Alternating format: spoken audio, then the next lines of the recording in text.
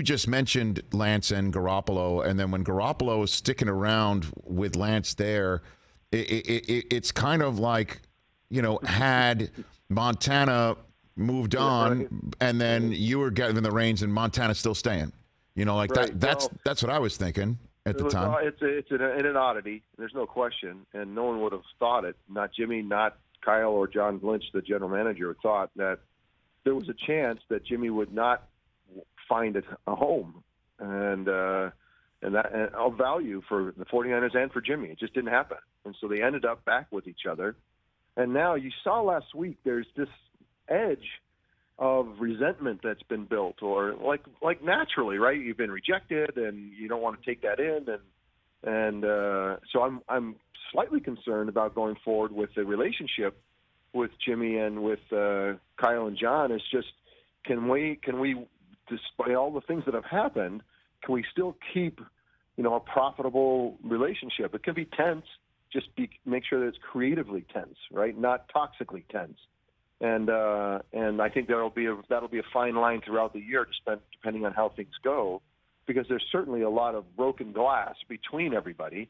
And, like any big time, highly sought after job in the world, you got to be able to have thick skin, and you got to be able to, move beyond, the rigor of the moment. So we hope that everyone at the 49ers can do that, especially around those three guys, because if they can't find a profitable way forward, then where are we? And then it gets really kind of tougher. So what's the toxic part of it? The fact that, Jimmy took the pay cut to be the backup and he's now the starter again and making that much less, or what do you got? I mean, think about it. Like he's 34-14, went to the Super Bowl, went to a couple of championship games, and now they're telling him, we don't want you. We don't want you, and we're going to let you go, and we've drafted somebody else. You're done. So then he has to take all that success in his mind and make sense of it. Like, why am I being released? Why am I being fired? And what you don't want to do naturally is say, well, it's because I'm not getting things done or I'm not doing my part. You take it as, well, they're idiots, and then people around you say that everyone's an idiot. And then pretty soon you listen to everyone, you don't take in the full measure of why you're being let go, why you're being fired as a part of what you've done, so you could learn and grow, and you build resentment and victimization, and so that goes on for 6 months through his injury, and everyone's telling him how loud, can't wait to get out of there, that's, I'm glad they forget those guys, and look, have I heard those words said? No, but I'm just saying, if you think about the human nature of it, screw those guys, you'll be better off somewhere else, blah, blah, and you start talking and thinking about that for 6 months, and then you end up back in the same spot.